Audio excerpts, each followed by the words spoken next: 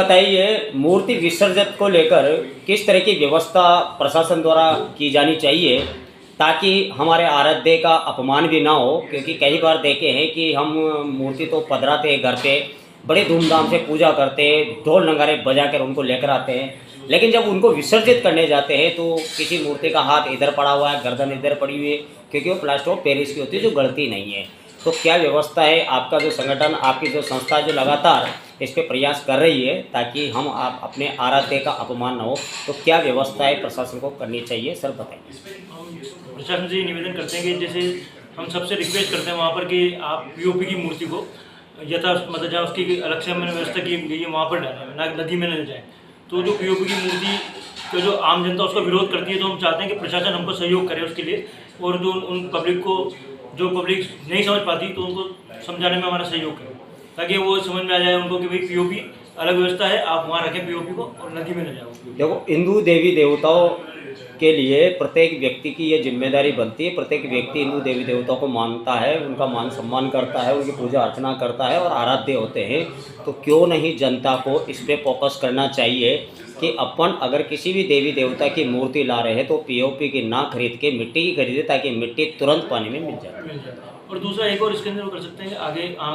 मतलब इन भविष्य के अंदर पीओपी की जगह आप मिट्टी की मूर्ति बनाएं, गमले में विसर्जित करें और उसमें तुलसी का पौधा लगाएं, तो एक इससे पर्यावरण भी सुरक्षित रहेगा और ये बहुत अच्छा हो जाएगा। तो इस पर क्या कदम हैं आपके?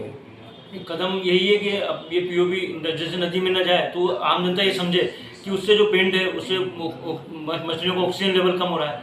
और जो आम मतलब वो अभी चंबल नदी की बात करें, बीदराकुंड से 100 मीटर की दूरी पर अकेलगढ़ है, वहाँ पर जो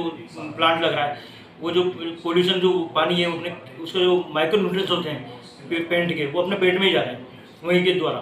तो वो पूरी जनता को नुकसान कर रहे हैं कोटा में। ये समझना होगा सबको, कैंसर की बीमारियाँ जो हो रही है, स्किन की बीमारियाँ जो हो रही है, वो सारा पोल्यूशन से हो रही है।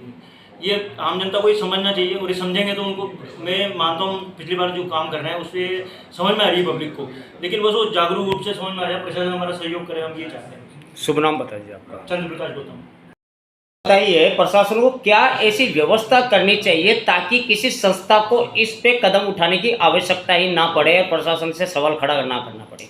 देखिए, हम लोग जो संस्था है उसने शुरू से ही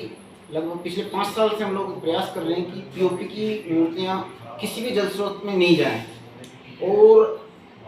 काफ़ी हद तक हम सफल रहे हैं। इस बार हमारे देखने में आया कि मिट्टी की मूर्तियों का प्रचलन बढ़ा है। हमने लगभग इस बार 30 स्कूल में इसका वर्कशॉप रखी, बच्चों को समझाया है कि एक तो रंग नहीं होना चाहिए, इस पर किसी भी प्रकार का रंग नहीं हो तो हमारी प्रकृति के लिए वो ज़्यादा अनुकूल रहेगा। साथ ही हम प्रशासन से चाहते हैं कि जब, क्योंकि अभी मांग के अनुरूप मिट्टी की मूर्तियाँ उपलब्ध नहीं हो पाई, तो जब ये मूर्ति का विसर्जन हो तो एक कृत्रिम तालाब वहाँ बना दिया जाए, और जो ही इनकी मूर्तियों का विसर्जन 3 स्टेप में एक लाइन से रख दिया जाए कि एक जगह इनके पॉलीथीन को अलग करवा दिया जाए, फिर इन पे जो जेवर वगैरह जो लगा रखे हैं वो अलग करवा दिए जाएँ, उसके बाद जो फूल मालाएँ वो अलग करवा दी जाए, उसके बाद अगर पीओपी की मूर्ति है तो उसको कृत्रिम जल स्रोत में डाल दिया जाए, और मिट्टी की मूर्ति है तो आप उसको जल स्रोत में जैसा आस्था के लोग उसका विसर्जन कर दें। अगर प्रशासन ये करेगा, साथ ही जहाँ व्यवस्था हो वहाँ पर ये लगातार घोषणा करवाई जाए कि भाई पीओपी की मूर्ति के लिए हमने कृत्रिम तालाब की व्यवस्था की है, आप उसको उसी में विसर्जित करें, तो ये हमारे लिए और पर्यावरण के लिए बहुत अनुकूल रहेगा, और आगे एक मिसाल प्रशासन की तरफ से भी प्रस्तुत हो जाएगी। शुभ नाम बताइए आप? डॉक्टर पृथ्वी।